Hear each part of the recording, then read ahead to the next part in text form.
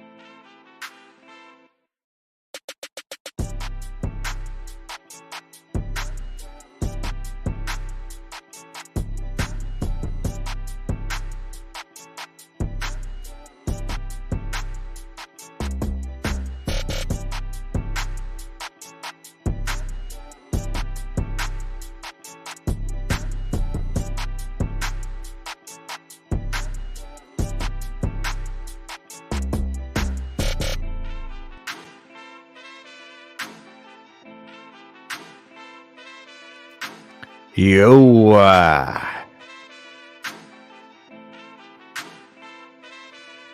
what up, folks? What up? June 13th, 2023. What is going on, panel members? I got Zero Cool, I see B, Brandon, EM, Woody. Woody. It's like a battle cry at this point. Woody. Oh, Woody. Oh, man. What will they do next? Where will they go now? You know? Sheesh. It's a really good question, actually. So here's what we got lined up today. And big shout out to everybody that's here for the live edition. Hashtag 2Live Crew. Shout outs to Troy, Rage and Dusty, Kimon, TJ, Joe, Kazi. Appreciate you guys for coming through tonight, hanging out with us. I got moderators, I got members, I got the whole crew represented. All right, so let me get rid of the tunes. Okay. All right, gents. Let's jump right into this. The topics for this evening. Comcast looks like they are ready to go. They've got upgrades to their wireline network happening fast and furious. So we'll talk about their upgrades and what that'll look like and what it means for consumers and also businesses. Then we're going to talk about job cuts in telco and kind of like what that number is over the last year or so. And then Verizon reportedly is looking for the replacement to their exiting CFO, Chief Financial Officer. So they want the heir apparent or the replacement for that position, but at the same time, they want that same individual to also be a prime candidate to be the successor to Hans Vestberg as CEO. And I'm going to, obviously, you guys saw my video earlier today. You know where I stand with this. You know, I'll give everybody a chance to kind of speak on the panel. Obviously, everybody will have their 2 cents. And I only bring on people here that I respect and appreciate, you know, insights and opinions and perspectives. So if they're good enough for me, they're good enough for the nation. So salute to you guys. Thanks for coming through tonight. Appreciate you having us, Pete. Sure. Very welcome, man. It's a pleasure. Okay. We'll start with the first story from Comcast. And by the way, big shout out to Tito, Southwest Ohio speed testing, and Austin for just popping in now. Didn't see you guys before. All right. Comcast launches symmetrical 10 gig fiber speeds, man. Couldn't do that with freaking coax, dental. You know? All right. Tied to its broader 10G initiative, Comcast announced Tuesday that it has officially launched symmetrical 10 gig speeds for the Gigabit Pro customers. The operator's targeted fiber-to-premise platform, the new 10 gig capability, now available nationwide, according to the company. By nationwide, I think that means just every market that they're in. Launched as a 2 gig residential broadband service back in 2015, Gigabit Pro has been upgraded in recent years. Before heading to 10 gig, the service delivers symmetrical speeds of 6 gigs. Billed as a premium offering, Gigabit Pro runs $300 per month, plus the installation costs. Very, very pricey. All right, let's see. Anything else matter in this article here? Or maybe we'll go over the types of the technologies used. All right, so it says here that the highly targeted Gigabit Pro service continues to be delivered on an Ethernet-based fiber-to-the-premises platform. Comcast pursuing 10 gig speeds on its widely deployed hybrid fiber coax network that is being upgraded to a distributed access architecture. This will also underpin Comcast's DOCSIS 4.0 network upgrade as they usher in symmetrical multi-gig speeds starting later this year. Anything else important here? AI capabilities, lowered latencies, blah, blah, blah, all the advantages. All right, guys. Let me start with Brandon. Brandon, you pretty well in tune with the cable industry. Chime in on this for me, buddy. So Comcast started off the Gigabit Pro at 2 gigs, and it went to 3, and then went into 6, and then Dennis told us about 7-8 months ago that they boosted the speed from 6 gigs to 10 gigs, but I guess nobody really knew about it. And so I guess now it's publicly announced that it is 10 gig symmetrical. One of the things that a lot of people don't know about the 10 gigs is that it's a dedicated Comcast business fiber line. So you do get symmetrical 10 gigs up and down, and the latency is normally around 2 or 3 milliseconds on the ping. Now, I don't know a lot about where DOCSIS 4.0 is at right now. I know that my area is slowly getting ready for it. My upload right now is currently at 100 megs, and I do have the 1200 plan or whatever. I don't have unlimited data because there's no need to for it. But if I did get the unlimited data, I would get 200 on the upload. So your uplink is how much without having the upgrade? 100 megs. 100. Okay. Yeah. Real quick, let's get to the first super chat of the evening. Thanks, Southwest Ohio Speed Testing. Breaks the seal for the evening. DOCSIS Dennis, man, he's wishing for too much. Fiber is the name of the game. Well, clearly you could see it is definitely fiber, and even Coax Country understands that. Yeah, they definitely get it. What was how much were you paying again, B, for your plan? With cable and all the streaming service and the 1200 altogether in one bill, because it's bundled, about $230 a month. How does that break down on your bill, like between the two services? It doesn't really break down because technically, like, it's all bundled in, so that's including Netflix 4K, Star, Showtime, and HBO Max. Oh, you got a ton of content. Okay. Yeah, so it's the whole shebang, and that's including cable on top of it and the DVR and stuff like that. If you were to just go with the standalone internet, how much would it cost? Just by itself? So the gigabit itself would be about $80. Yeah, most of your bill is content. Yeah. Wow. Alrighty, M Tech, you're a wireline guy. You kind of, have a little bit of disdain for the industry in terms of Comcast, or is it Charter? I think it's. He's in a Charter area. He's a Charter. Okay, so you're in the Spectrum area of things. So they've pissed you off before, and you've been frustrated with them. Chime in on Comcast developments here. Nothing new. Fiber companies have been doing what they're doing for a long time. They're just catching up. They're using EPON-based fiber broadband services. If you're familiar with the technology, EPON. To be honest, I'm not super familiar. And GPON 2 is what like AT&T and Verizon use. And files, right? Yeah. But I'm not surprised that they're finally starting to catch up to the game. I mean, you've got competitors, regional competitors. You've got bigger companies like Google that are going in. It's hard to not do something like this when the industry is evolving around you. So I think the one thing that I have to say about this Comcast noise is the 10G network thing that is such a stupid marketing campaign. Clearly, they're trying to agree with say you. Twice as good as 5G, right? Yeah. More Gs. But I want my 10G. Of course you do, man. Let's get B in here. B, chime in. Comcast, 10 gig speeds. You see the pricing, you see the availability. Go ahead. Well, it's good to see them finally investing in their network. It's a good thing. Good for the consumer, good for the industry overall. So, welcome to the party, Comcast.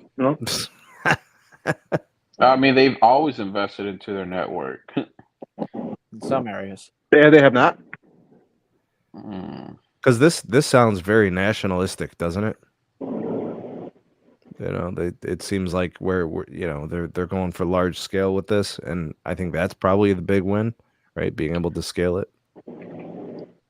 I mean, I guess now Comcast finally came out and said the 10 gigs is a symmetrical service is available nationwide.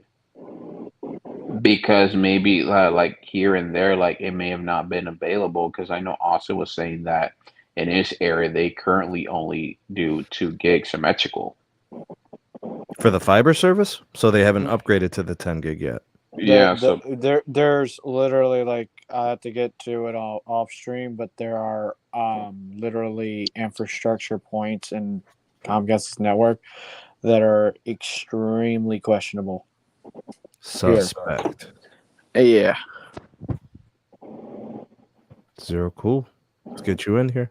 All right. I think like a while back on one of your podcasts, I remember remember kind of saying, we're be great, when the mid-band reaches like a 1 gigabyte service, and then eventually, your telcos will reach 10 gig. Yeah. Well, that time is finally here. So, yeah. This is good. Good for Comcast. I like how they're doing the EPON, which is Ethernet, fiber to the prem, as well as the HFC hybrid, fiber coax, so there's half fiber to the node and then coax the rest of the way, right? So this is good. Both of these will, depending on how close you are to the hub there, will get you your 10 gigabytes, right? So I'm speaking from coax perspective. So this is awesome. I think with this, it's going to kind of give incentive, like for Verizon, the AT&Ts of the world, to really push their millimeter wave, to get more spectrum on air.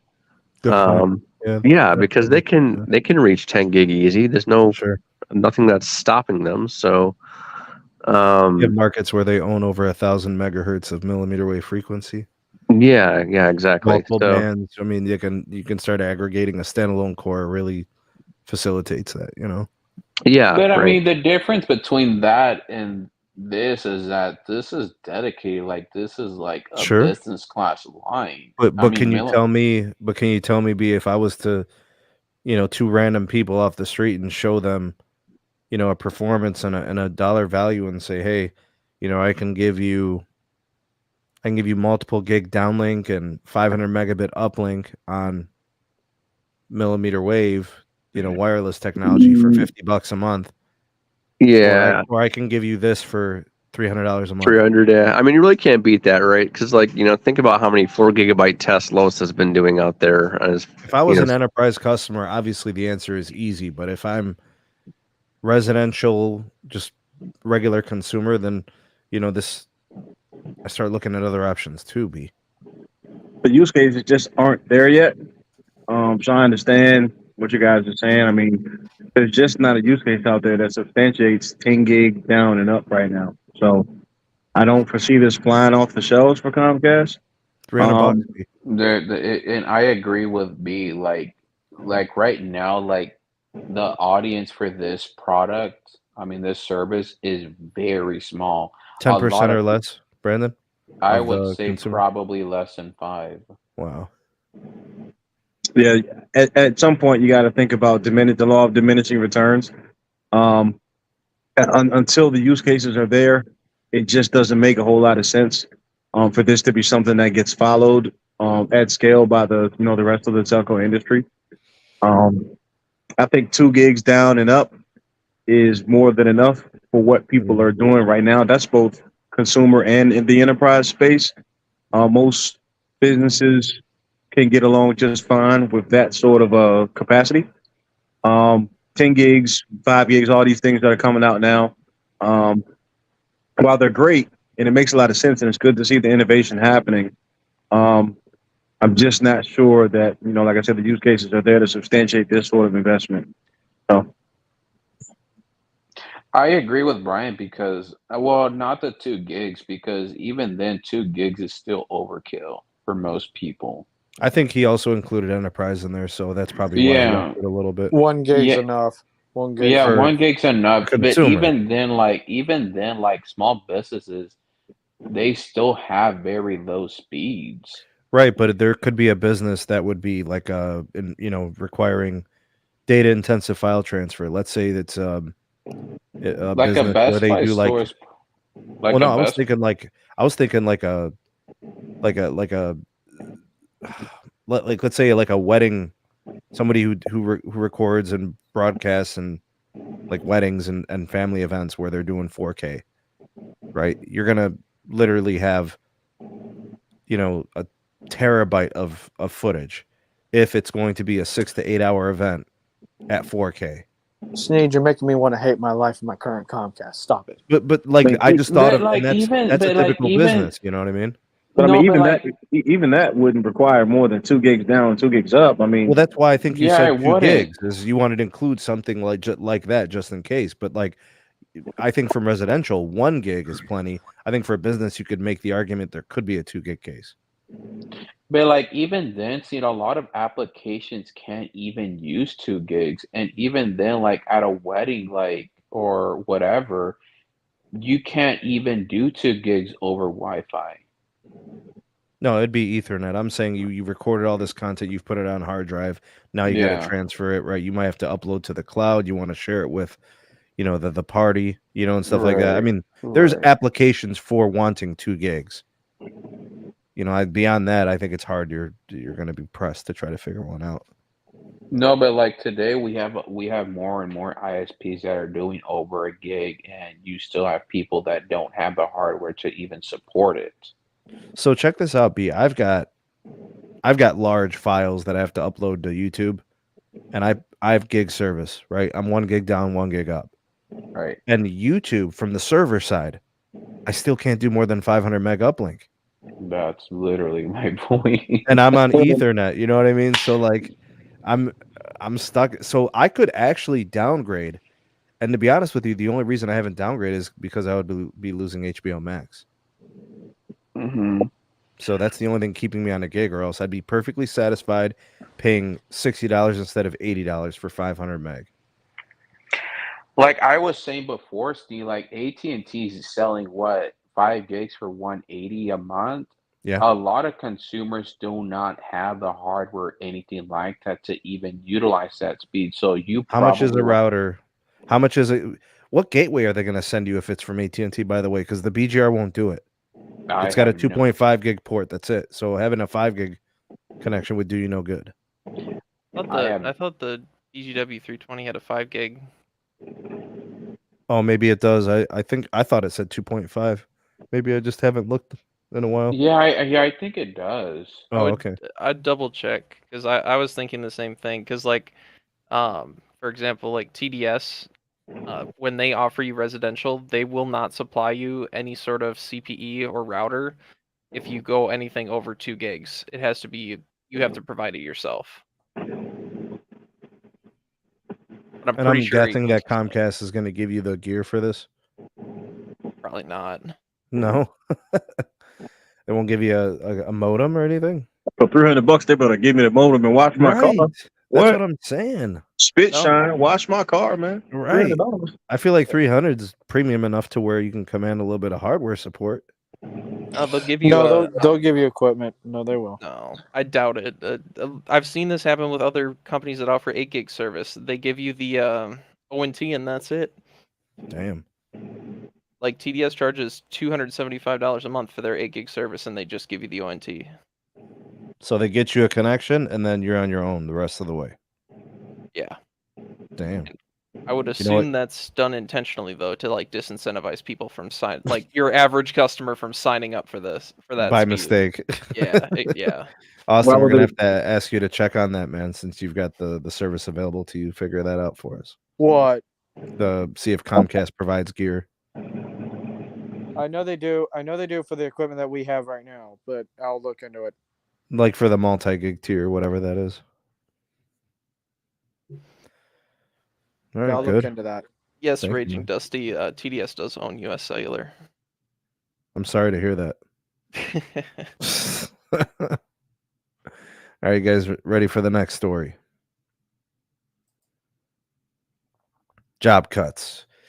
Big telcos cut another 85,000 in 2022 as Gen AI loomed. Ooh. AI apparently is going to claim 10,000 jobs at his company by the end of the decade. This is according to BT's boss, Philip Jansen. Okay, so for those of you that don't know who BT is, I'm pretty sure, Ian, when you were overseas, were you using the BT network? I actually don't know. BT's they're like a wireline provider, I'm pretty sure. Oh, okay. So then they'd be more like the backhaul provider, possibly, or maybe a residential service provider.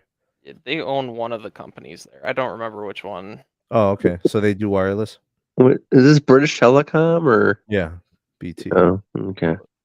Don't they own a wireless? It's That's what I I think it's thought. I think it's Vodafone. Are they Vodafone people? Maybe. Let me check. Okay. Yeah, it's been a while. Haven't really checked in on the Euro telcos, but they seem pretty sure of the impacts that AI is going to have on the shrinking workforce here.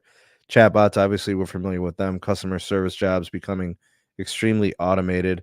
Now we just need them to get better since they're going to be automated, right? They just got to be better at what they do. It says here 20 tier 1 telcos regularly tracked by late reading slash their combined headcount by nearly 85,000 jobs since 2015. I don't know who this must be. This is Sam Altman. Significant harm to the world. Okay, so here's the listing. America Mobile. Their workforce is down 13,000 in the last 4 years. AT&T is down over 100,000.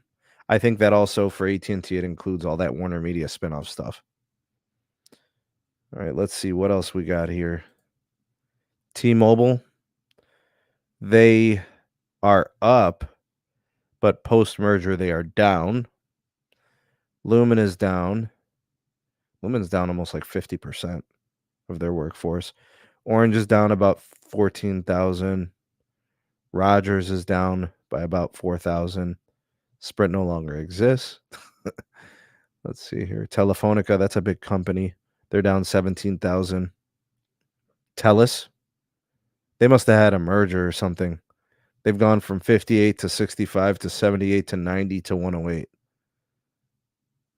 Verizon is down from 144,000 to 117,000. Vodafone is flat, basically. They might be down about 1,000. But overall, there's 1.7 million jobs in telco, down to 1.46 million. Revenues per employee. Verizon pays their employees the best. Or no, excuse me. Wait, what? How does this go? Is this revenue? It's not salaries. Revenues per employee. Verizon at the top. T-Mobile number 2, AT&T number 3. So we got the highest in the world. TELUS the lowest. Well. What do you guys think is a realistic expectation to the workforce over the next handful of years due to AI? I'll start with you, EM Tech. I mean, I could see them like cutting out operational inefficiencies when it comes to like systems and I guess remedial labor. Like, but I don't see this impacting your core business, your engineers, your field people, your retail. It may impact some of their like IT stuff or like, but I don't think it's going to have as big of a impact in telecom as it's going to have in other industries. All right, let me get B in here. I think that this puts us all on notice that none of us are safe, and we've got to make sure that we kind of do the best jobs that we can every day. I think this a lot was, very much spurred on by the pandemic. What we saw when things first shut down is that we saw productivity of the employer here in America, of the employee in America, it went up, and it went up by a lot, which was great. But it came crashing down really, really quickly, and it's unfortunate. And because of that, this is what you see, specifically with respect to the telecommunications industry. Like I continue to say, margins are a little bit tight, and all of the companies are looking for ways to be able to cut costs, reduce expenses, improve operational efficiencies, and this is the route that they're going. So I think everybody's on notice, every industry, but specifically for the telco industry, leadership is always going to be trying to find ways to improve efficiencies, especially when you got services selling for $15 a month. I mean, if that screams, we're looking for ways to cut costs. $15 a month. I'm not even gonna lie to you guys. That kind of scares me, just because. I mean, how much lower are you going to go? If you're an employer or you're an employee in the telecommunications industry, geez, $15 a month.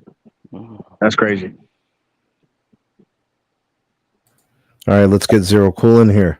AI Zero Cool jobs and such.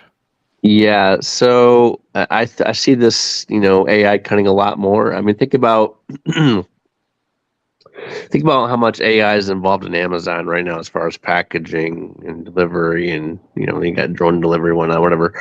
So I could see AI taking a lot of we already have the virtual customer service. I could see that taking a lot more. For example, just for example, if someone says, "Oh, my screen is cracked," the AI will see that, maybe notice that, whatever, and get you a new phone.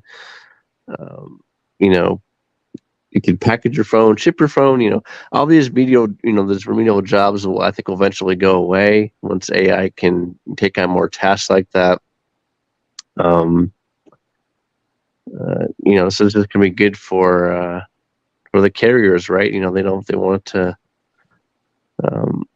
pay these wages, and it's just it's I could see more job cuts due to AI taking everything. I mean, this is just happening in the telco space. I mean, look what's happening to McDonald's. They got full service robotics delivering your food now, right? So, AI is great, but unfortunately, it's gonna really limit the hamper the job market. Unfortunately.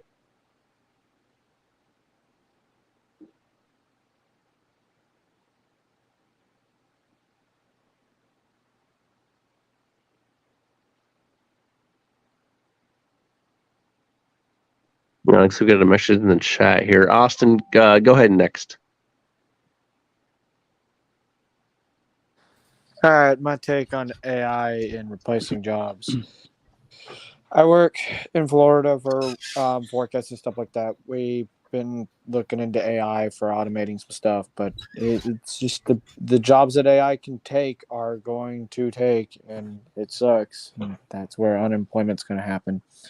But like B said, A Zero Cool said, when it comes down to engineering work and stuff like that, AI ain't going to take over. And right now, we don't have literal robots that can run around as of now and fix a cell tower or fix a fiber that has a cut somewhere yet. But is it a possibility in 20 years from now? Even 10 years? Possibility. But yeah. AI is interesting, can be scary if you really mess with it, but it's just one of the things where hopefully it doesn't get out of hand. Thanks, Geller. Appreciate the super chat, man. Thanks for the dono. He said the latest and greatest is back. Welcome to the show, man. Thanks for hanging out with us. Brandon, did you want to jump in? Sure. I think the first carrier that's going to end up pushing AI pretty hard is going to be actually T-Mobile, since they have a lot of the younger crowd. And as we pretty much heard a couple of days ago, T-Mobile is going to make it pretty hard for current customers to go inside stores to upgrade their devices and stuff like that. So I would imagine that they would start doing that. Plus, not only that, but rent is getting pretty expensive for them as well. So I would imagine that they would start doing a lot of AI, and then really soon. And I'm sure that as time goes on, a lot of the other carriers are going to end up following the same steps as well. I think the thing about AI is where it's needed, it should be a tool. Right. Where it isn't needed and it's not required, no reason to introduce it to things that simply aren't going to produce a tangible benefit. For example, I could think of several things that, when you think about the experiences of life, if Right. they start to get replaced by AI, so you're like in creating projects, for example, for creatives and for artistic people that are within certain industries or are trying to showcase talents and skills, you're getting rid of the journey if AI is going to produce and create an event, right? So where is the human race going to have greatness if all we're going to say is thanks to AI, here's what we achieved?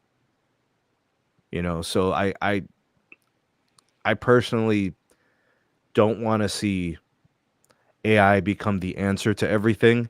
I want it to be part of the solution or fixes to very difficult problems that we couldn't solve in a timely fashion otherwise. I like, you know what I'm saying? Because like my daughter's coming into this world as a young girl, and if how am I supposed to explain to her that your skills, talents, and abilities are no longer needed in this world? Doesn't That's a make any scary sense. thought. You I see what mean, I'm saying? it's so sad to say, Sneed, but humans are going to be very challenged with AI. And After it's all, slowly starting to happen. humans are the ones that create the AI problem too. Yeah. It's very simple. I mean, you can produce, specific products and services through AI, and you could do it without AI. And as a Yeah. consumer, I can consume from AI, or I can choose to avoid AI. Like for example, I can produce my own thumbnails for my videos, or I could have AI produce them. I choose to make them myself. I prefer making it myself. AI, I don't think is that good yet. I really don't need. If I think anything of myself, I mean, shouldn't I be able to make decisions? Do I need AI to do that? I see people that are using AI. They're like, which stock should I buy in 2023? Like, you're literally going to put your money on the line through AI. It's kind of a joke. Some of it's kind of laughable. I don't know. Maybe it's because it's still early in the process, but to me, it just doesn't seem like the answer to any questions I have personally. All right, guys. The big story for tonight, and this one's going to probably occupy the last half of the podcast here. Yep. Where will they do now? All right, Verizon reportedly looking for a CFO who could become the CEO. So they're looking for a CFO plus. All right, so this was reported by the Wall Street Journal on Monday.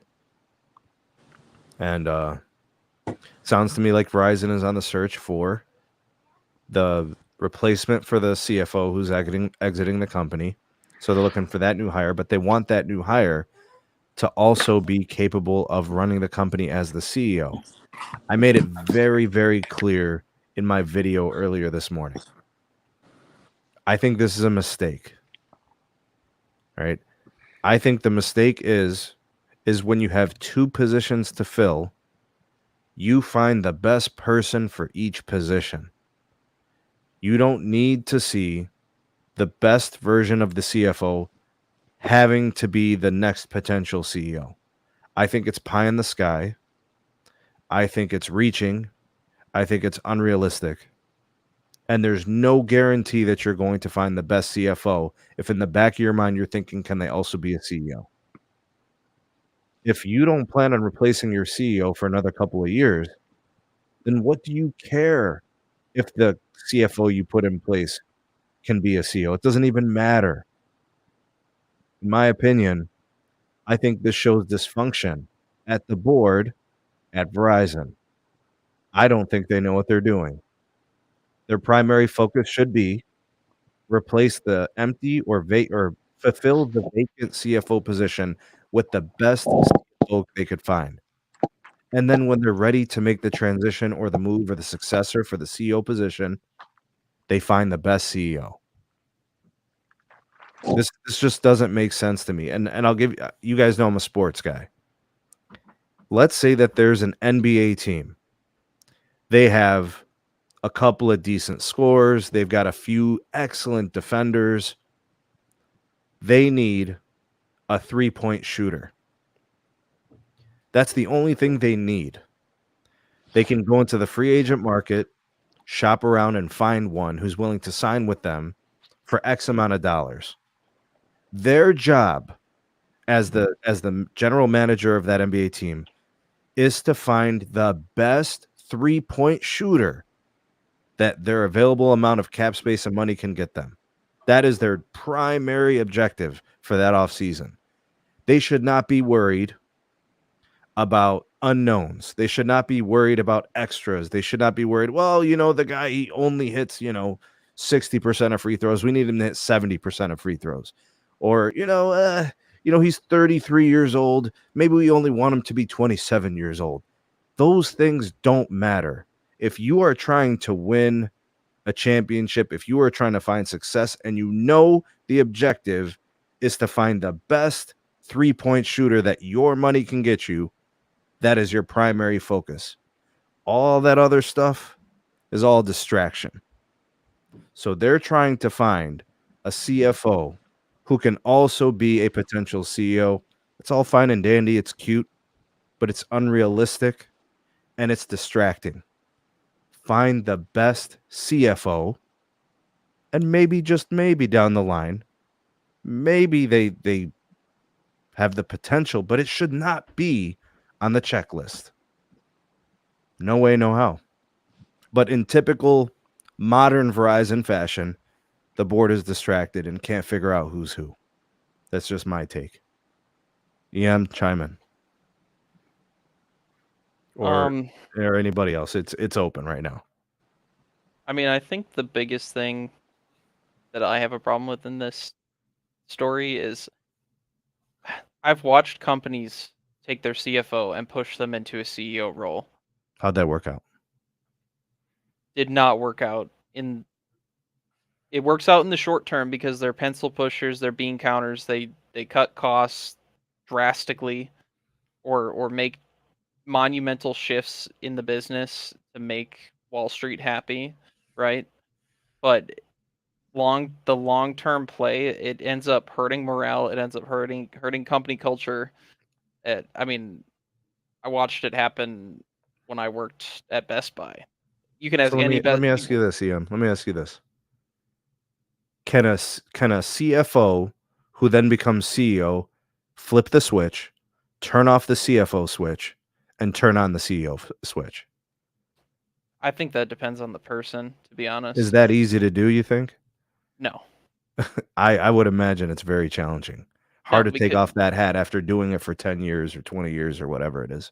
Right, exactly, because like I to get yourself to the point where you're a CFO, that you've already got a method to your own madness. Like, in order to be the CEO of especially a very large company like Verizon, Mm-hmm.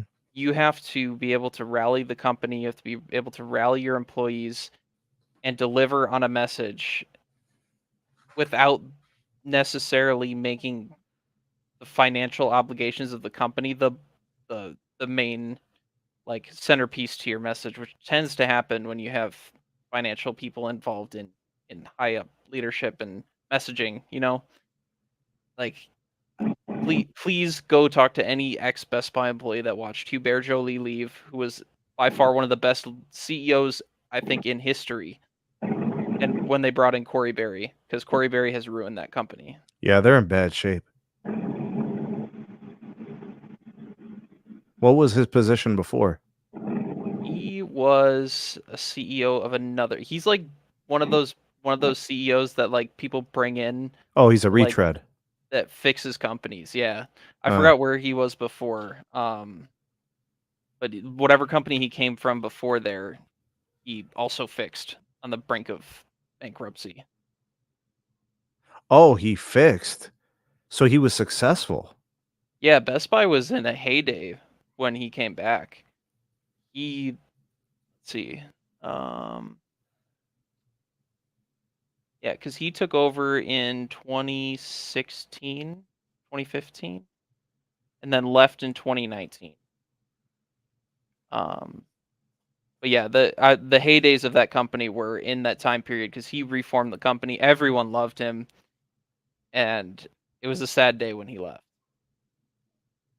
On to bigger and better things. Yeah.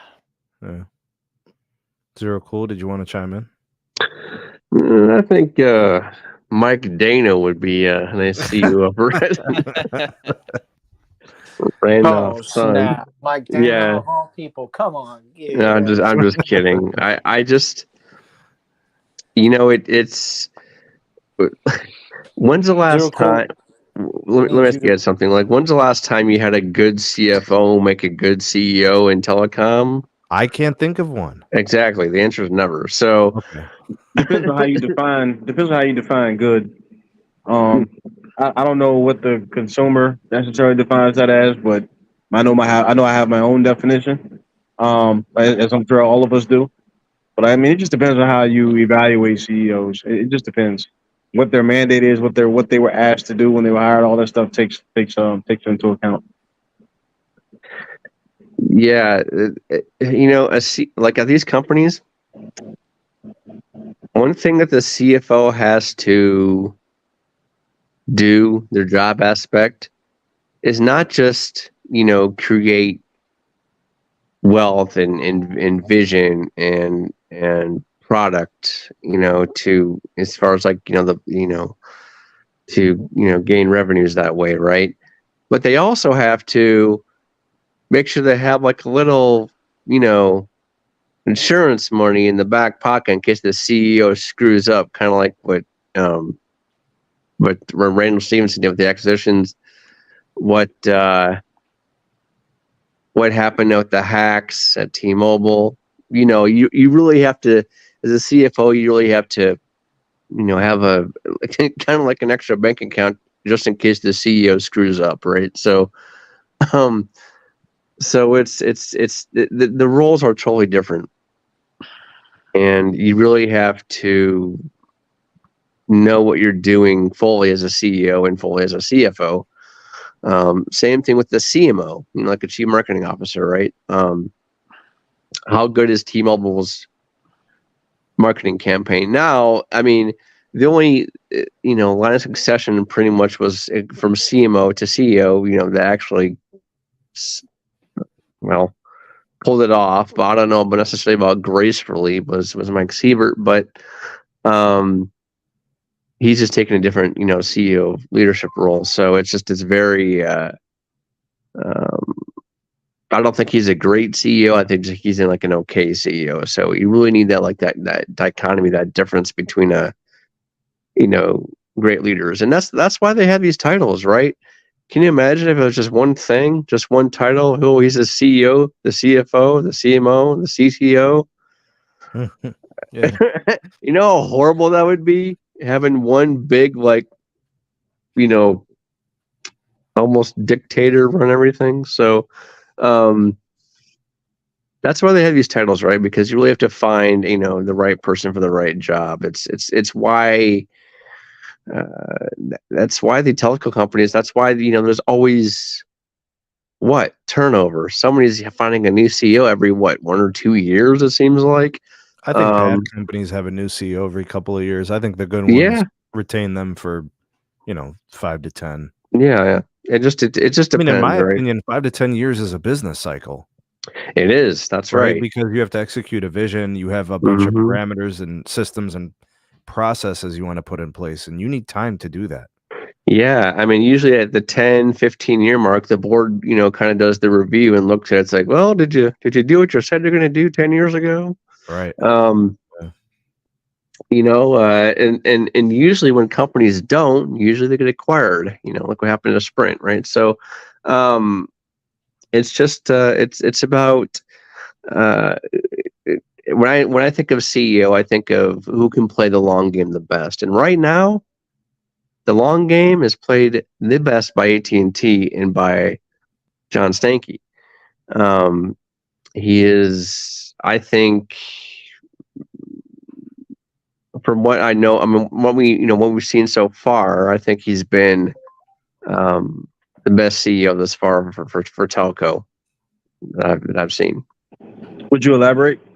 In what way? Sure. Yeah, I sure can. Yep. So basically, the reason why I think that is because he knows what it's going to take for, think about it. There's a reason why he's making fiber the long game. Okay, what does fiber need? It needs connectivity. It needs low latency. It needs all this stuff especially for like AI, your virtual reality, your augmented reality. Not just wireless. He's playing the long game because he needs to have the fiber game, the wireless game, but mostly the fiber, because he knows that's what hybrid is. That's how hybrid's going to be connected to in the near future here. And they have the most of it, and he knows how to leverage it. He knows how to sell it. And he knows it's. I mean, AT&T has been doing just amazing in the fiber game. So I think he's not looking for like acquisitions, like his predecessor, right? He's playing the long game. When you do an acquisition, that's like a short-term fix. You gain customers quickly. You gain spectrum quickly. That's what T-Mobile did. The reason why T-Mobile did that, why? To catch up, right? So, I mean, Verizon was at the top, but then again, it's about becoming a good CEO, and I think Mr. John Stankey at AT&T knows this. They know Verizon's bad things have been happening at the company. He's probably laughing in his office. Every time a news article comes out about Verizon, he's probably laughing in his office right now. Yeah, that's what I'd be doing. I think he's got enough. I'm sure. Stuff to worry about in his own backyard. I'm sure. Talk about with respect to the divestiture, for as quote unquote bad as Verizon's done, they haven't had to divest. They didn't have egg on their face for that. That was Stanky's thing. That's what he had to navigate through. I don't know, man. It seems like Verizon may seem to be getting a little bit underestimated as it pertains to their operations with respect to fiber deployment. They're the ones that did it first. They're the ones who seem to be, kind of leading the industry as far as fiber deployment is concerned. AT&T is kind of bringing up the rear. I'm not sure why they're getting bigger accolades than than Verizon is with respect to that. I understand. Sneed just talked at length about the amount of fiber miles run and all that kind of thing. Well, I mean, it makes a lot of sense. I mean, they have a larger ILEC footprint than Verizon does, so they should have that. Also, it's just a little bit easier to build in the South than it is in Verizon's ILEC footprint, which is the Northeast. We have a lot more roadblocks to getting things done in that area of the country, whereas the wide open South, not so much. So I don't know. I'm not sure how revolutionary Stanky's been. I think his company has kind of been under the radar since the divestiture, and I think that's probably been by design, not by coincidence. But I mean, I don't know. It seems like they kind of taking a page out of Verizon's playbook as far as the deployment of fiber at the wholesale, and they're doing their thing and they're trying to run with it. But I'm just not so sure how revolutionary Stanky's been in comparison to Hans or any other CEO. Yeah, I'm just saying it's putting the long game better. That's all. How so though? Like how so? Like playing the long game better. How? With fiber. As far as because both have programs where they're expanding fiber in and out of their franchise markets. So what exactly do you mean by that? I think with the whole BlackRock situation, that's been good for AT&T. I think AT&T they're getting into markets faster than Verizon. So I just think they're playing it better, but more deployments. And I think they're just doing the game better, right? I think they were the first to the 2 and the 5 gigabytes for their broadband speed. That's over Verizon Fios. I mean, yes, Verizon has their Fiber One program for their towers and stuff like that, but if you really think about it, most of the towers that Verizon has used or uses, it's just about 35 to 50% of that's running over AT&T fiber. So that number's going down every year. It is, but who do they rely on first, right? So, and it just gives AT&T a leg up. It's in the cost of ownership for fiber. For AT&T is just obviously nothing because it's just they're running their own stuff. With their towers, it just makes it a lot more easier for like C-RAN and small cells and stuff like that. So, it's just they're just doing it better in my opinion. All right, guys, can I get Austin in here? Yo, Austin, let me get you in here. We're talking about kind of where Verizon is with this. We're looking at the situation of the CFO needing to be filled, the potential of that person, that individual also becoming a CEO, where kind of Verizon is currently as a company. How do you think this plays out? Who do you think they're looking for, by the way? Because, that's the one thing I wanted to ask you guys is if we're evaluating, the current strengths of the current CEO, Hans Vestberg, if you want a CFO to come in, that means you want a money guy. Clearly, I would say that Hans is not a money guy. Hans is a network guy. And network guys and money guys are very different. Network guys want to spend all types of money on the network. Money guys have to tell them to cool out, and they have to try to make the money work. So, Austin, what's your take on all of this? I'll be honest, since I've been moving things around, and actually I set it up on the tech channel that I would be moving into a different part of my other studio. I'll be honest with you, Sneed and everyone, Verizon is at a stage as they are a massive company. We all know this. I haven't looked into who would be the best as I've been in the meets. I've heard, what y'all were talking about behind closed doors and, doing stuff.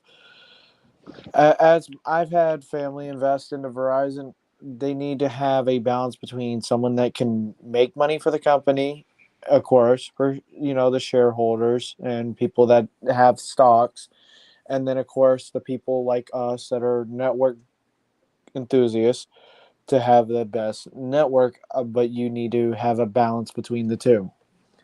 And whoever can fill them shoes will be the best candidate. And I hope that Verizon, the people that pick these CEOs or the people that make the money and stuff like that, pick wisely.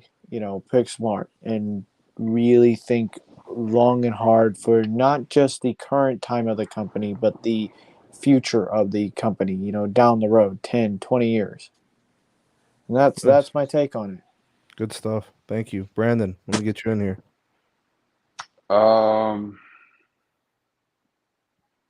It's kind of a complicated situation because right now T-Mobile is going from the carrier that everybody loves to the carrier where they're just becoming more and more corporate. And I feel that, how do I say it?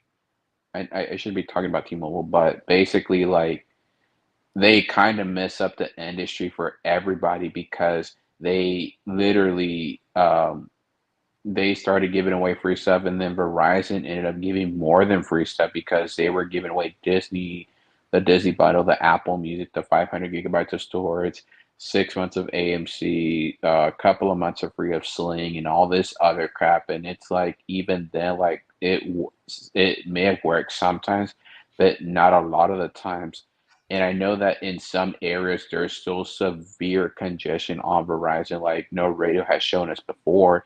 And then in other areas where the network is beyond good to a point where they're offering broadband internet through the air. But I feel that it's gonna take a couple of years for them to actually see positive growth and profits, even with the new CEO. I mean, look at John. Look at Stanky.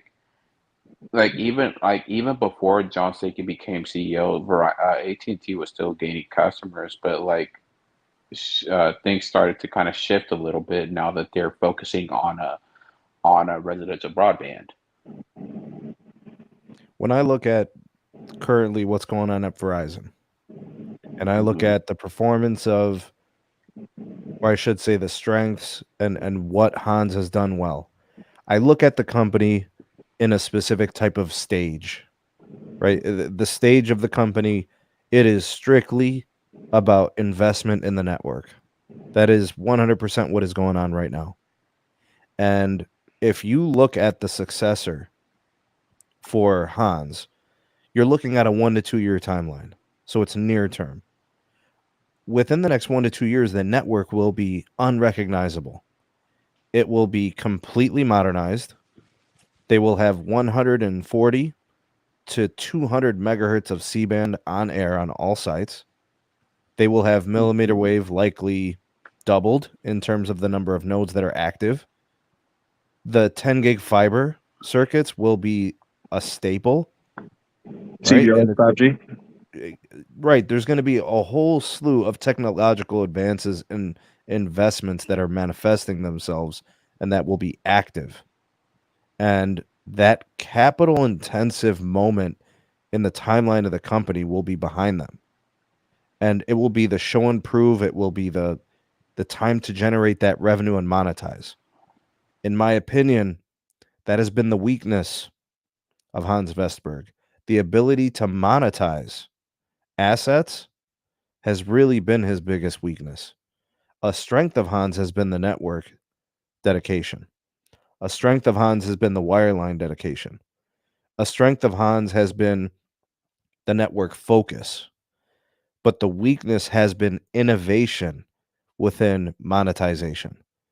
And whether it's circumstance or whether it's a lack of creativity or it's been timing, we can list 5 things that may have contributed to it, but it doesn't change the outcome. They are clearly going to be looking for a different type of CEO for this next phase of Verizon. And I think that's why they think they need to find a CFO who can become a CEO. But what they really need is an innovative CEO who can sell the crap out of a network, develop a philosophy, and a mission that is completely dedicated to selling this network. At a profit. 100%. No compromises. Because nobody in the industry's figured that part out yet. Nobody's figured out how to sell at a profit. Plenty of people have figured out how to fill a stat sheet with ads and lines and all that kind of stuff. Right. But oftentimes they're free. Hans, really Verizon as a whole has been in a little bit of a conundrum. They are competing with a company who, number one company that divested.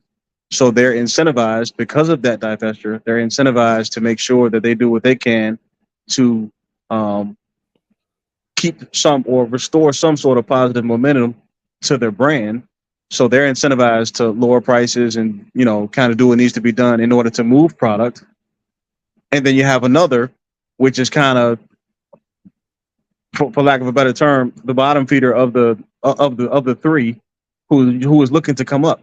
So they're incentivized to also grow at all costs. So you're competing against these two companies that are incentivized to grow, and not really be as concerned about profitability, whereas Verizon's almost always been concerned about profitability, and that doesn't change regardless of who's sitting in the CEO seat.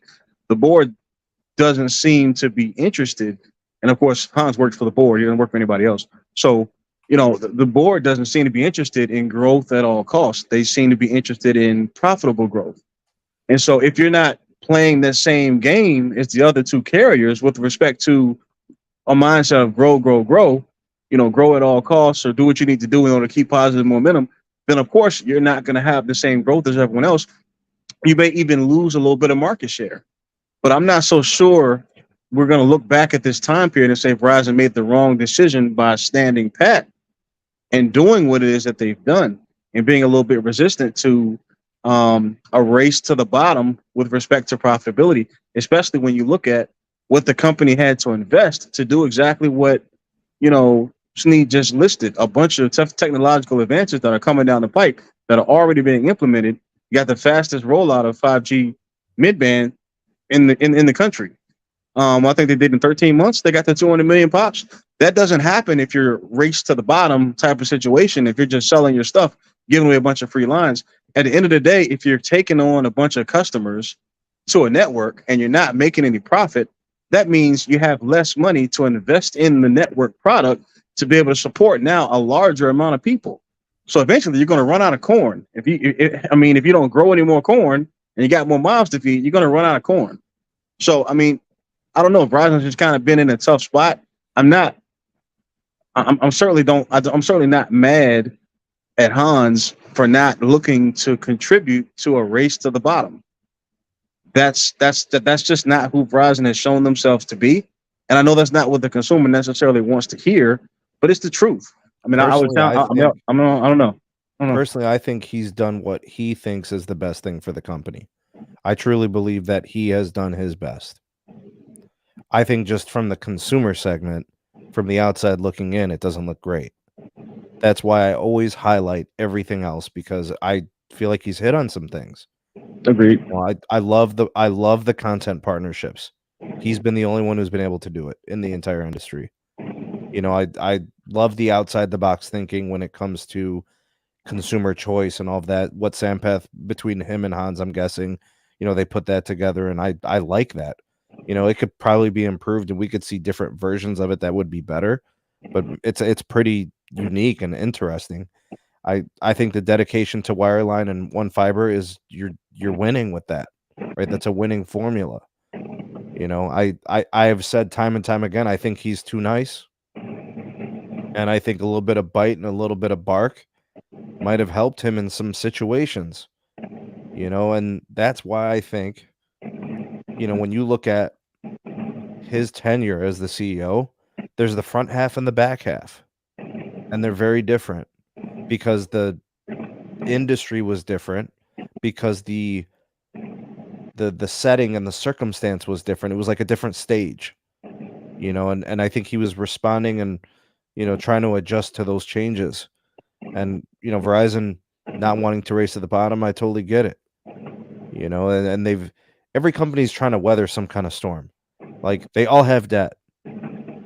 AT&T's debt is the worst, then Verizon's, and then T-Mobile now has it because of the merger, the acquisition of Sprint. So they're all tasting debt.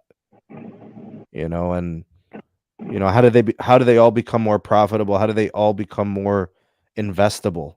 Because that's where the pressure is coming from. It's from shareholders, right? The pressure is from shareholders to increase margins, to become more profitable, and show growth in revenues.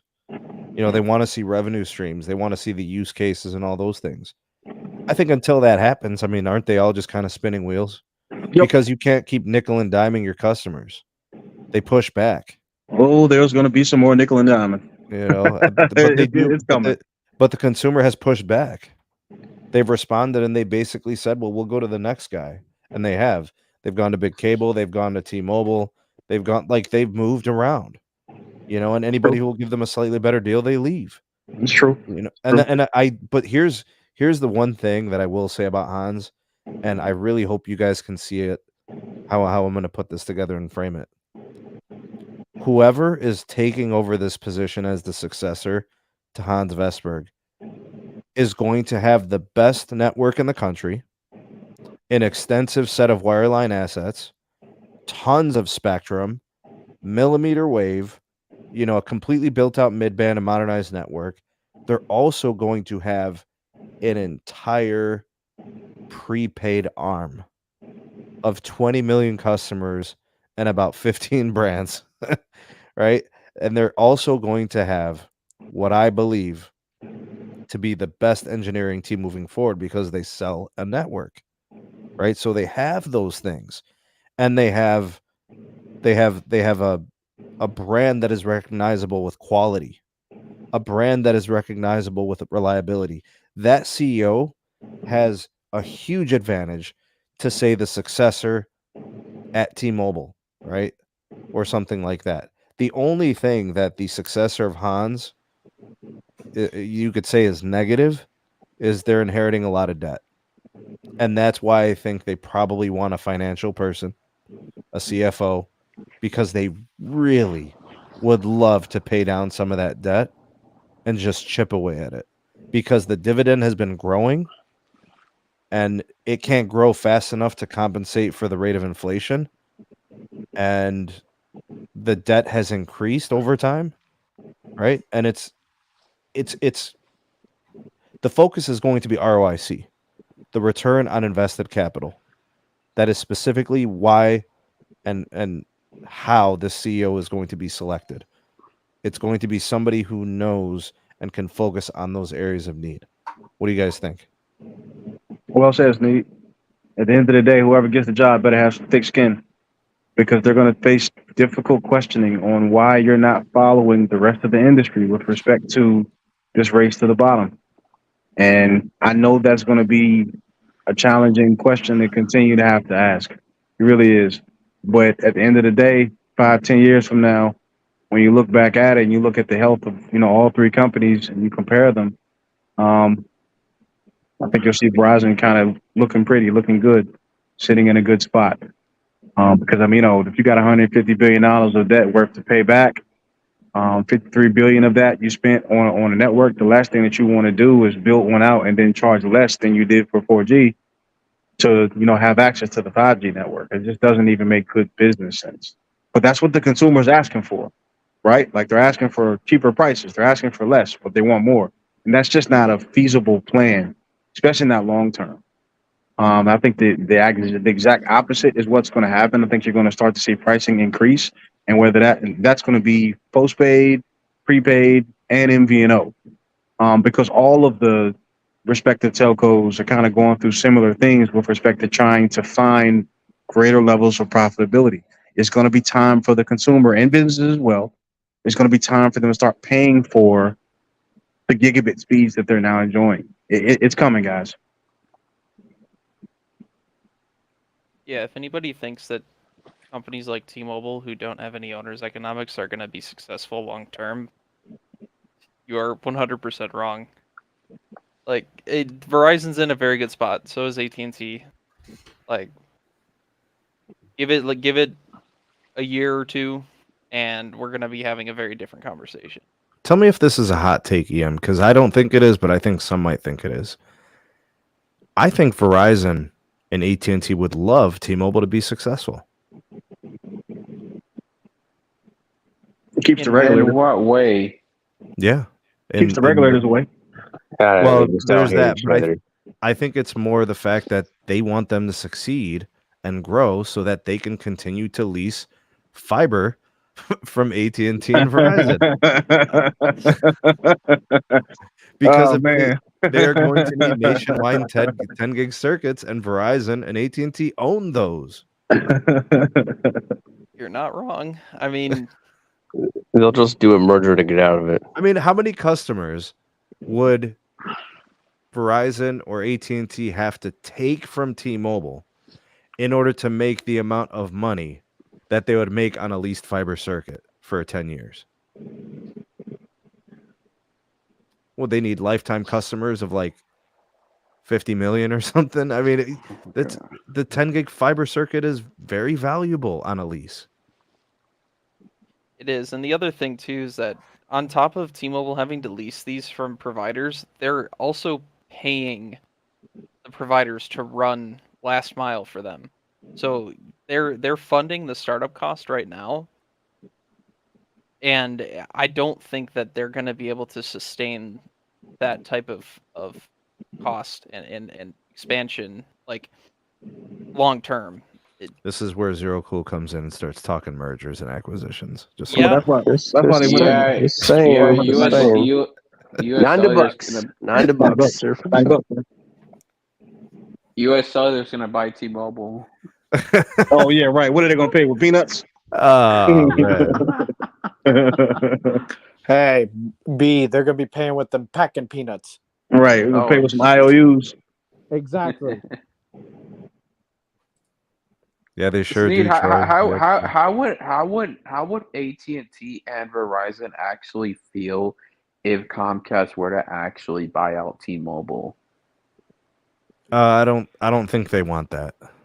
I don't think it will be great in their minds, but at the same time, I'm not sure if the regulators allow that to happen, then they may as well just they may as well just allow like AT&T to buy Verizon or vice versa. Hold I on, B. mean, Hold on. Let me ask you something, bro. Is there an administration that exists that would permit this and allow it to get to a judge? I don't think a Democratic one would allow that to happen. I think it would be a Republican one that would allow that.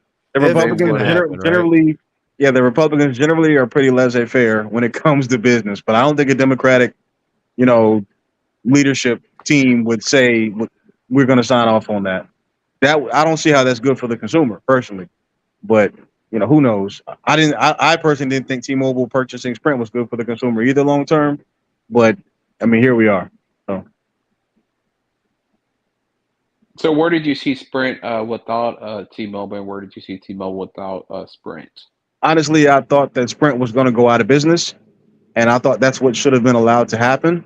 And they should have, you have an auction, and you auction off your assets in order to pay your remaining bills, your remaining debt, and then that's that.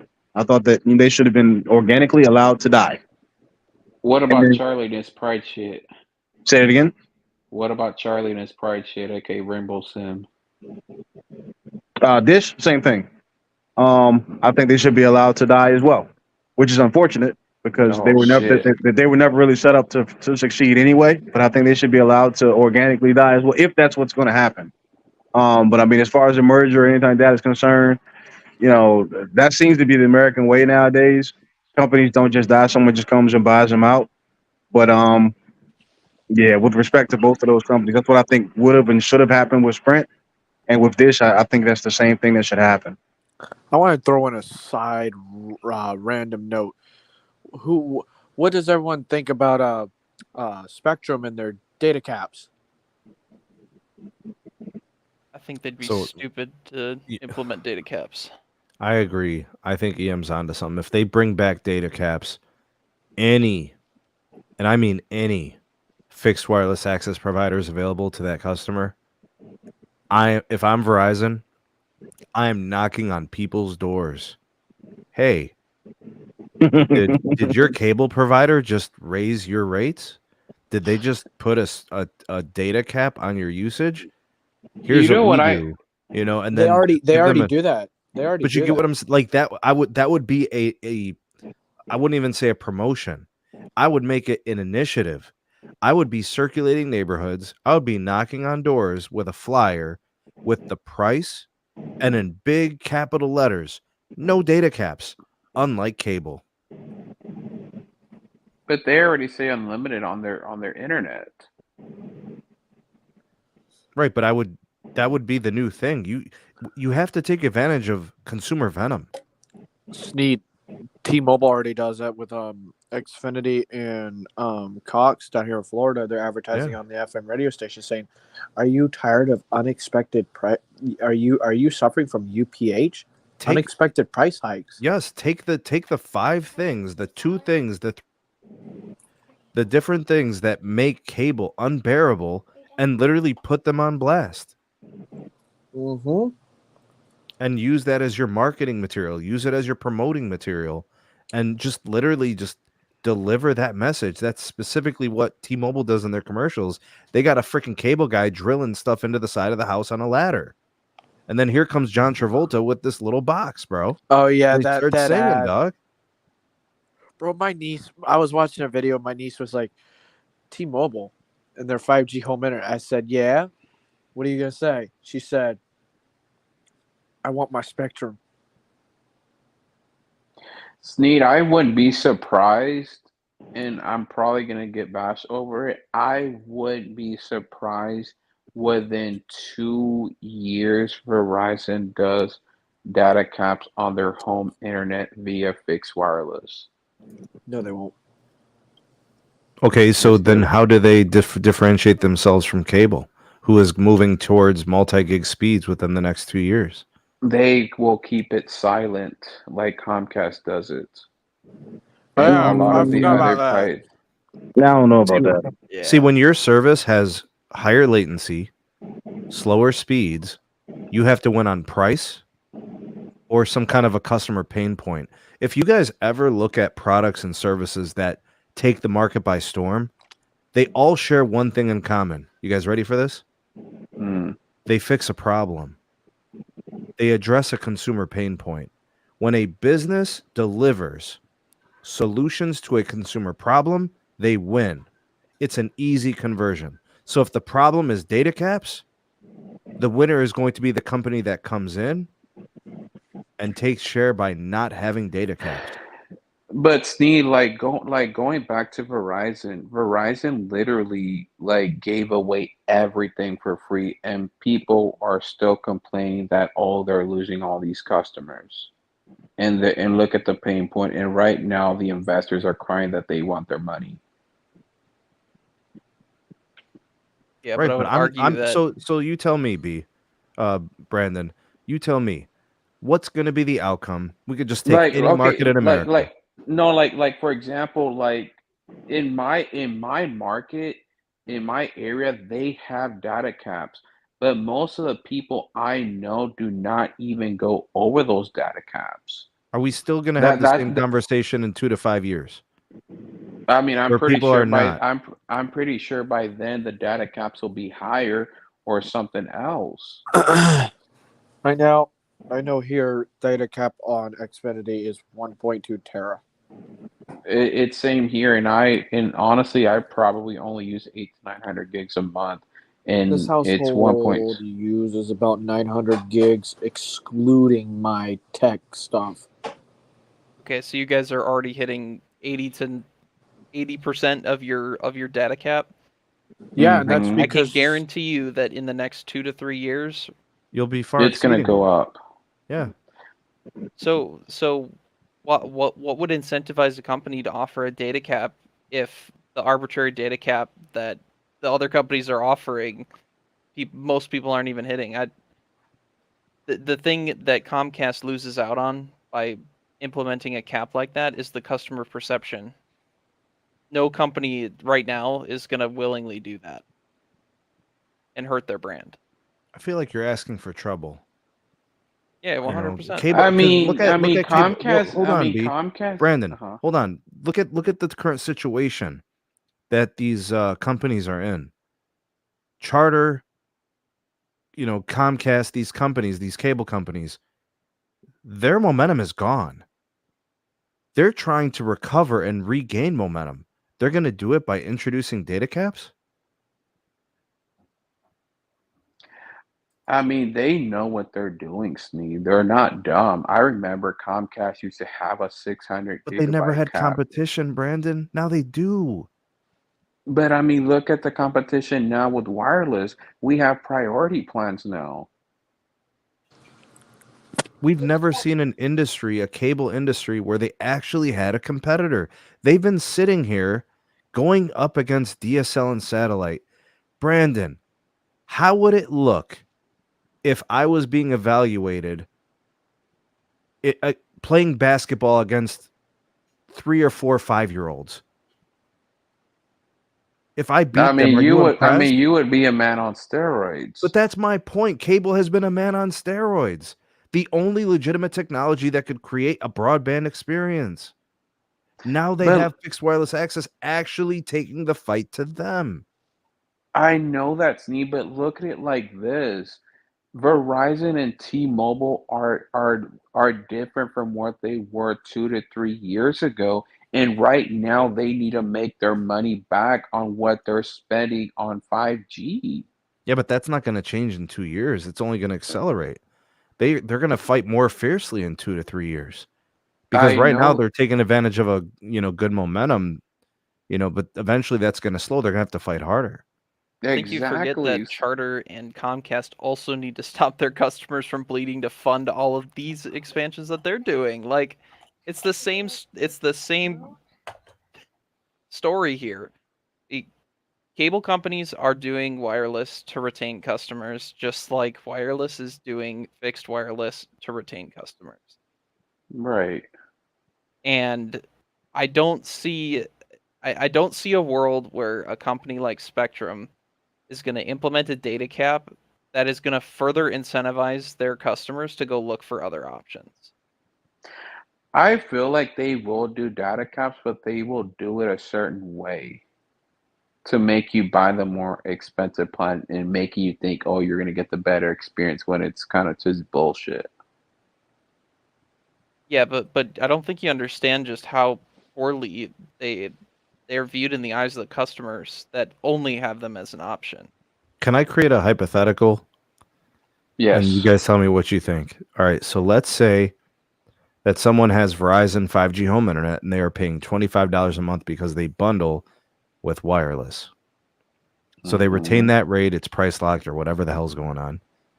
And then Verizon, just for the sake of your argument, Brandon, Verizon introduces a data cap and they say, look, you're now capped at 1.2 teras per month. If you would like to use more than that, there's a $25 fee that makes it unlimited. The cost is now $50. Okay, Comcast with the wireless aspect. So would a customer be pissed? Sure. Nobody wants to pay an additional $25. But what if they're unlimited not plan. using that 1.2 Sneed? Well, then they're paying $25 a month. What do you mean? I mean, that's what I'm saying. Like, not every consumer I in the did this. country. I did this to play devil's advocate to your scenario.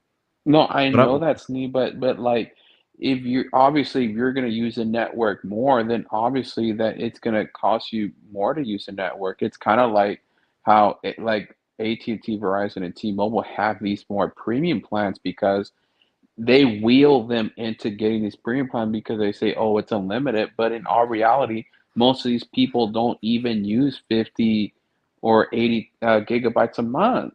Okay, so here's an important concept that I think we have to discuss because Uh-huh. there's a perception that certain customers are more expensive than other ones. Meaning to Right. have a certain customer on your network, they're crushing your network, right? So they should be paying more. Here's the truth. The only thing that a carrier cares about is that a certain customer is not degrading the network at a particular location to the point where it impacts the experience of other customers who may then churn. Mm-hmm. That's really what network management is all about. That's why they put in a 50 gig soft cap and say you might be slowed down in times of congestion after this amount of data. Right? It doesn't matter how much a customer uses. It's about how much degradation they may cause if a tower site becomes compromised due to congestion, right? So fixed wireless is touchy because fixed wireless has an incredible data demand. But then again, Verizon has told us that it's during certain times of the day where they have excess capacity and they're not worried. Right. So they evaluate. There's a lot of factors in fixed wireless access that we can't overlook. And there's a lot of factors about the mobile network we can't overlook. When you put it in its collection, the carriers have made it very clear. We're good running fixed wireless access over our mobile network. To the engineer dismay, right? It's going to be up to the carriers who are building the networks to have high capacity fiber, to have a densification program, and to continue to invest in spectrum assets. It's as simple as that. They've gone all in on this method of mobile network access. But like, so in my opinion, Brandon, I don't think there's something there that they can't handle. You don't spend 30, 40, 50 billion on C-band to then turn around and say, you know what, we're going to backtrack. We're not doing home internet anymore. Because that's basically what you would be doing if you told your customers you now have a data cap. The customers are going to leave. No, but Snee, but you make it sound like they're only going to get 150 gigabytes a month. What? Where did he? No, but like that's how y'all make it seem like. Because let's face it, like our friend RF has said, these carriers are spending crazy amount of money, and when are they ever going to see that money back? I mean, look, like Verizon literally said, we're gonna stop giving away all the perks. It's either you pay for the perks or you could pay for them But they yourself somewhere brought that on else. themselves, Brandon. They brought the perks to the table. They started that. I'm not an apologist. When No, I people make know. decisions, they have to live with the outcomes. I am not going to be that person that says, I feel bad for them. No way. No I mean, how. I'm not gonna. I mean, I wouldn't be surprised, Need, if Verizon ends up yanking off those perks in the long run to the get more customers. So basically, they'd be changing the terms of that plan. Mm-hmm. Sheesh. Brian, I mean, B, where are you at on this? I'm just listening right now. Oh. I want to hear what you guys have to say. I've got my opinions, but I want to listen right now. So, like, where do you see fixed? Do you see fixed wireless doing data caps? Me? Not at this time. Not at this time. But in the near future? No, not in the near future. I mean, let's call a spade here. We haven't even seen the true potential of these wireless networks. Doesn't matter which one you want to talk about. We're not even close to a true standalone experience. Network slicing isn't a thing yet. Like the potential like evolution of these networks hasn't even come to fruition yet. Bullseye. And I don't think it's fair to draw conclusions and create false speculation now when they're just getting started. I mean, Bullseye. as much as I am not a huge fan of T-Mobile, they have pushed the bar when it comes to their 5G deployment, even though I don't think that they're going to be ultimately successful with it. Right.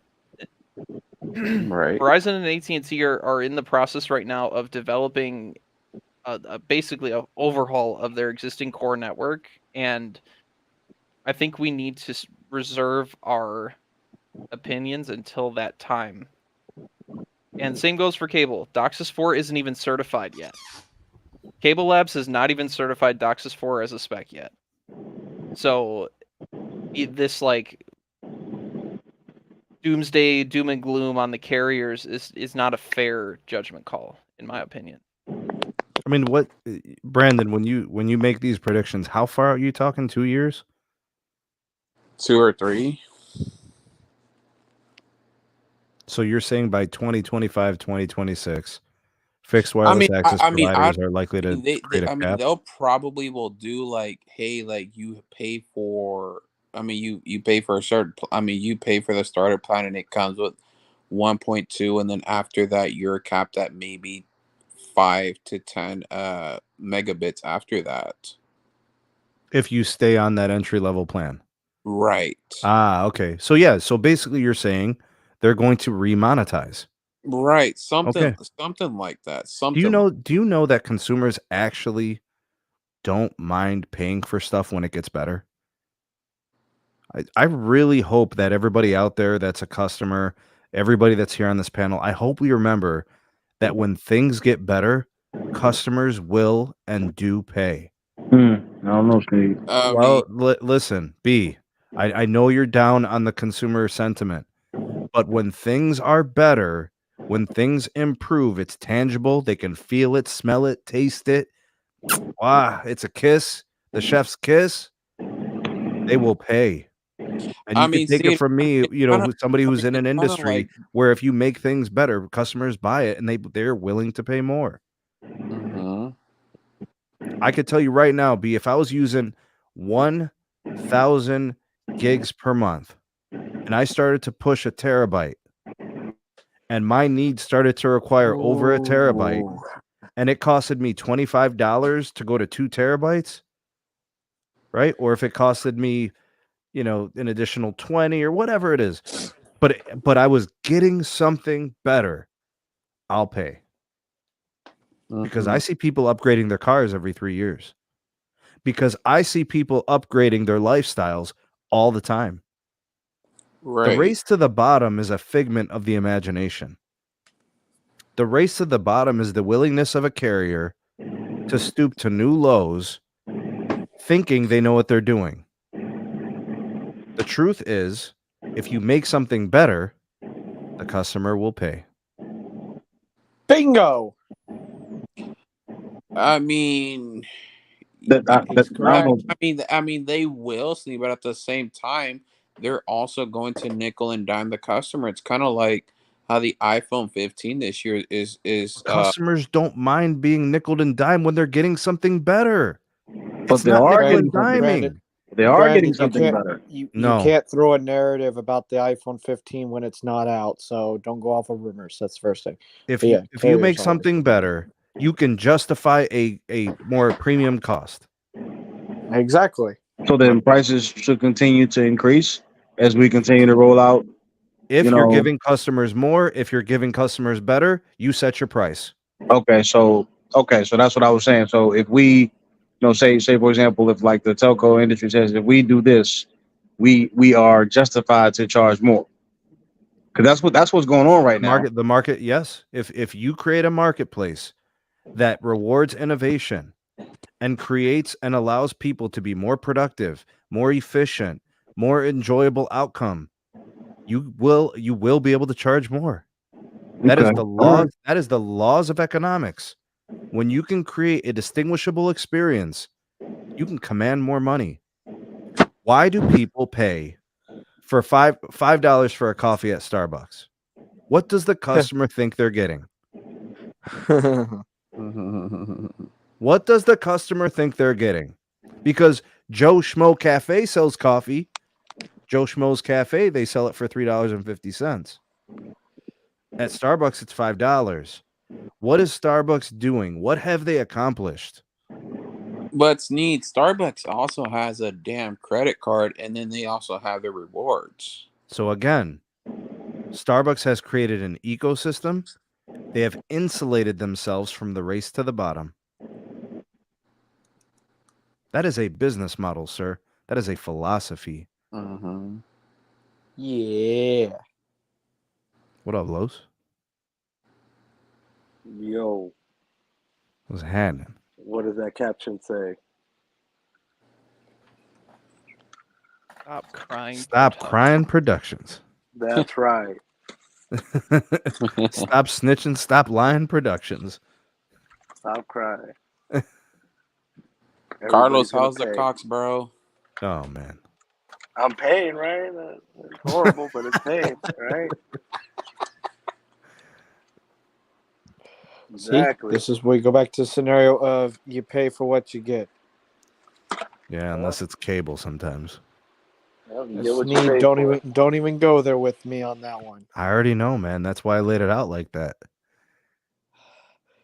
Hashtag Cox for everyone. No. No. Hashtag strange and unusual punishment. I swear, if Cox comes to my house, I swear to God, I think the house value will degrade. Well, it is what it is, bro. What can you do? S Blue Tech chimes in.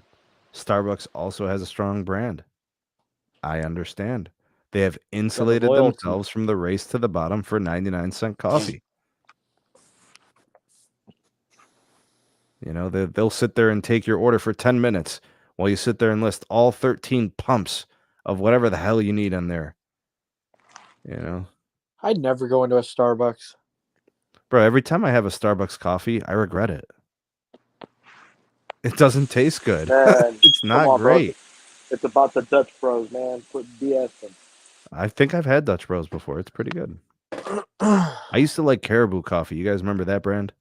Loved Caribou coffee. Yeah, I remember Caribou. It was pretty good. I liked it. You're based out of Minnesota. Don't you know? Up there see, in I was- Minnesota. Oh. I think the important thing that anybody who listens to this podcast needs to remember is that you are analyzing these companies under a microscope. And I think Wait, Yam, you said Caribou coffee was based out of Minnesota? pretty sure, yeah. Are you sure about that? To my knowledge, I could be wrong. I could be You know wrong. you know which company or which person is based out of Ohio that loves coffee? Sneed Mobile Tech. There The you real go. SMT buy me a coffee link is in the description if you guys want to buy me a coffee. Yeah. Shout out to EM Tech who inspired this little placement here. Buy the homie a coffee. Oh, and don't forget about this one. You know, if maybe you don't like coffee, maybe you're more of a tea with mint kind of person. Speaking of mint, use our Mint Mobile link. It's in the description. You could take advantage of the deflation promo. Right now, all plans are $15 a month. I would recommend trying the unlimited plan because that value is incredible. Oh, Right. Mint texted me a few days ago indicating that the iPhone 11 plan was slowing down, that I reached 80% of my data. And the way they do their text, I swear it was amazing. Things are going to get pretty slow soon.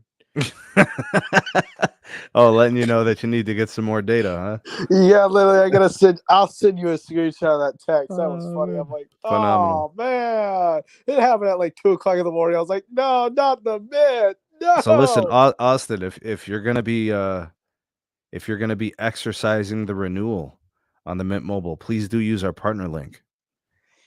All right, the partner link is mintmobile.com/Sneed. It's in the description, hyperlinked.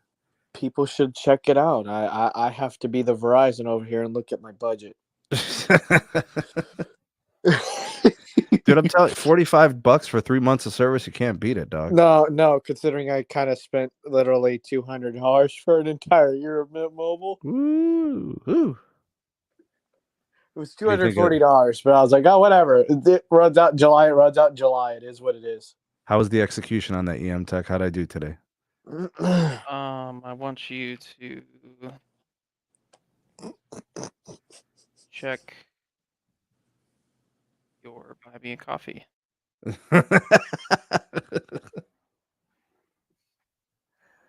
Oh man, let's see. What do we got here? Oh no, I got instructions for tomorrow at the bakery. No. And we got a coffee. Yeah. Somebody just bought me a coffee. I bet she was a really nice feller. Probably a really nice person, actually. Yep. Got bamboozled. Yeah. That's right. That was actually a good bamboozle. Yeah. Catch me off guard every time, brother. I do my best. I does what I does. Well, it looks like the nation is really happy with the Mint Mobile. They've been trying it, man. They like it. I mean, that's Mint Mobile's great. It's a phenomenal price for what you get. When is Visible going to do a partner link for us? That's a good question. I'd be pretty fire if you got that. Could you imagine if I got one of these promo type deals from each network? Oh. Like I got I did something through like the AT&T network, did something through the T-Mobile network, something through the Verizon. Like, wouldn't that be sweet? I could literally say, which network do you want access to? We got a promo for all of that. You know, get something with Dish, maybe. You know, you sell some Fire Mobile. You know what, Blue Tech? I'm not sure, man. It might be new accounts only. I don't know. We were looking at MVNOs. You should get a promo with Black Wireless. It is. Dude, are they still open? Yeah. What? I thought T-Mobile shut them down. What? Black Wireless? You know what tomorrow? Because they were one of those companies that was kind of like, I don't know. We thought that they were going to be losing their MVNO deal once T-Mobile did the thing with Sprint. Weren't they with AT&T first? Yeah, I think they're AT&T. They were AT&T? Didn't you try them with AT&T's need? Nah, man, that was Kosher Wireless. But I remember them being with AT&T too. Something told me that. I wonder if they had different accesses. Maybe you got to choose your network. You know it's tomorrow, Sneed? What's tomorrow? Tomorrow is the official date that Dish has to be at 70% coverage. Ooh.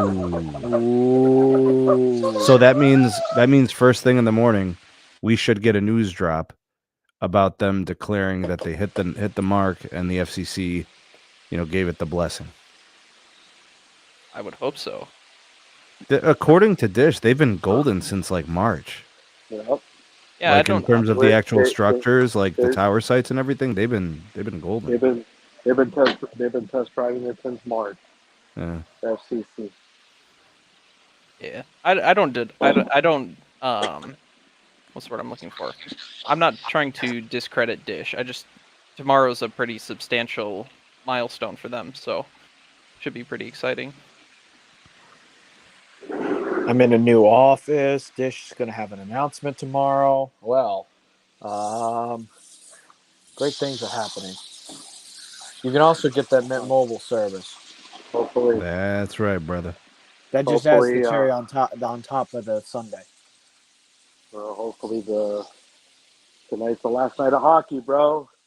Yeah. You got the Golden Knights trying to close it out, right? Yeah, we're trying to win, bro. If we win this one, we won the Stanley Cup. Woo! Then Carlos is gonna go live stream on the strip. I gotta go party, bro. I don't know, maybe. Maybe join somebody's party. I don't know. Oh, okay. Lavendi, really? Oh man. Oh my god. Bro, every time Lavendi comes in, bro, he always puts it on thick, man. Seriously. He puts it on with the punchline. I know, dude. Oh man. Bro, crazy, man. Seriously, you gonna live stream tonight, Los, if they win? I don't know. I mean, I'm going to, but even if they don't, oh man. Damn, I had to get bamboozled. Come on, Lavendi. Fuck. God, I'm so sore, bro. Back to lifting heavy weights, bro? What you been doing, man? Yeah, that's what I was. I got out of the gym about like 45 minutes ago. I'm sore as hell. Yeah, see, I can't relate to that, dog. I'm a well-oiled machine, dog. I'm sore as hell because I pushed myself 280. That's Los, you do know that I'm coming to Vegas in August, right? Yeah. You do know that we're going to the weight room and we're going to see what this is all about. I shouldn't have pushed myself. Let's put it that way. Shouldn't have. I fucked up. Going through seats. Listen, bro, you better get yourself right because I'm coming to Vegas, dog, and this is happening. This is going down, son. I think we'll be about the same. Nah, I don't think so. Like safely. Nah. Well, you do 225, right? Bro, I know no limits, bro. Bro, I hurt myself right now, bro. Put it that way, bro. I shouldn't have done it. Los. I felt my shoulder pop, bro. You're just getting back into it. You got to get yourself into the groove, man. Yeah, I know. Bro, you sound like you got run over by a go-kart, bro. Yeah. It's like, Yeah, bro. I did, bro. I got ran over by a train wreck, bro. Jesus. Everything else was fine. It's just that I kind of pushed myself. I wanted to see, bro. Carlos, whatever you do, bro, don't skip leg day. That's important. No, really? Don't be skipping leg day. We don't need no chicken legs going on, dog. Uh-oh. You'll be laying eggs in no time. Oh, shoot. Jeez. Nah, but... Come on, man. You've seen it at the gym. You've seen it at the gym where the dude's got like the bionic arms, bro, but then they're like chicken legs. Oh, yeah, bro. That's crazy, man. Oh. When I see that, Speaking bro, of which, like, I'm actually, I think I'm going to go to the gym for about an hour. Now that I know I got to go to Vegas and smack Los around a little bit in the weight room. You're right, bro. You probably would. If you can push more than 280, you probably are. Yo, B, how much you bench press, bro? About 285. Oh, okay. Yeah, B's got some strength, bro. He ain't playing. You're already smoking me. At least I keep it honest. I got to get my pull-ups. I got to get my pull-ups better, man. But it's all good, bro. I don't care. What about With squats, the- Los? We can get those squats in, bro. Of course, I got those. What about some deadlift? Those beat me up. That beat me up too today. But we're Listen, good. man, We're good. when we go to the gym, though, in Vegas, when I get there, I ain't going to be doing no hip thrusts at your gym, bro. I don't do that kind of stuff, dog. What the hell is that, bro? Bro, you ever seen people doing the hip thrust, dog? No. That's why I'm asking you. What the hell is that? Bro, they put the bar over their hips, bro, and they just start thrusting, dog. What the hell, bro? Yeah. I don't see that. I don't see that, bro. Are you serious, bro? Yeah, you know what I'm never talking seen about? The hip thrust game, bro. This is the first time I'm not getting into this conversation.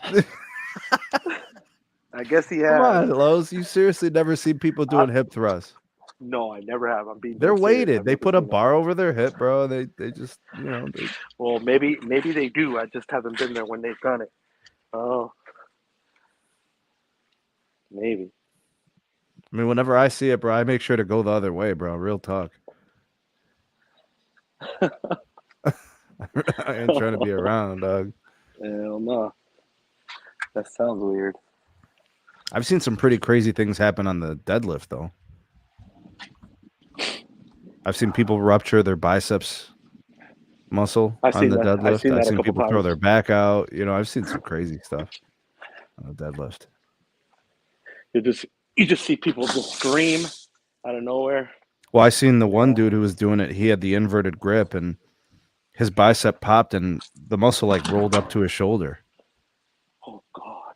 Yeah, bro, it was a nasty injury, really bad. And then what they do is they got to go in there, you know, create an incision, reattach it, and then you got to wait for it to heal, and then you have to slowly rehab it, and it takes like a year to rehab. Oh, I bet. See, the thing about the biceps that a lot of people don't know or don't think about, it's actually a small muscle. So a biceps actually for heavy weightlifters is very easy to rupture. You know, sometimes with muscles, it's because there's the size and the strength and the tension. So they're more prone to rupture. And other times it's just because of exertion. Like, you know, I mean, people have torn hamstrings and quadriceps and stuff like that. People tear stuff all the time. Triceps. I see people like heavy weightlifters tearing their pec muscles, their chest muscles too. Yeah, I've seen that. Yeah, knock on wood, bro. I ain't trying to deal with any of that stuff. I'm too old to be going through any of that, bro. This is why I need to stop overdoing myself, because I am going to experience it one day. Bro, you're a young whippersnapper, dog. You're younger than me. Not by much. Austin's the spring chicken over here. He could probably handle the most in terms of the physical.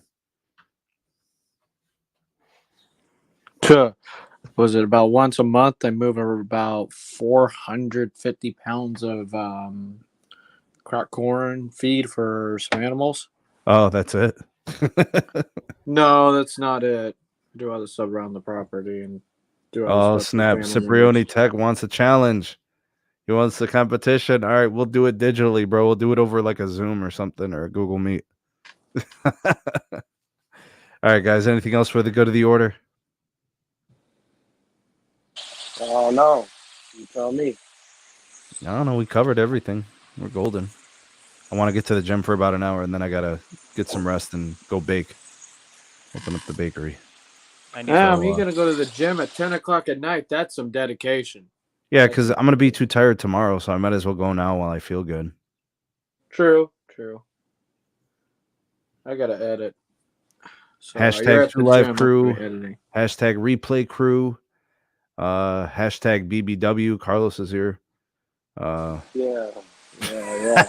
Still got to hit me with that boost, man. Yeah, man. Let's see here. Anything else? Any other your favorite hashtags? Let me know. Hit me with it. Thanks for watching, everybody. There were some super chats tonight. Big shout out to Geller in Southwest Ohio Speed Testing. Thank you, guys. And to all the members in the live chat, appreciate you all for supporting, as well as the Patreon supporters. Thank you guys for all that you do. We are out this piece. Peace.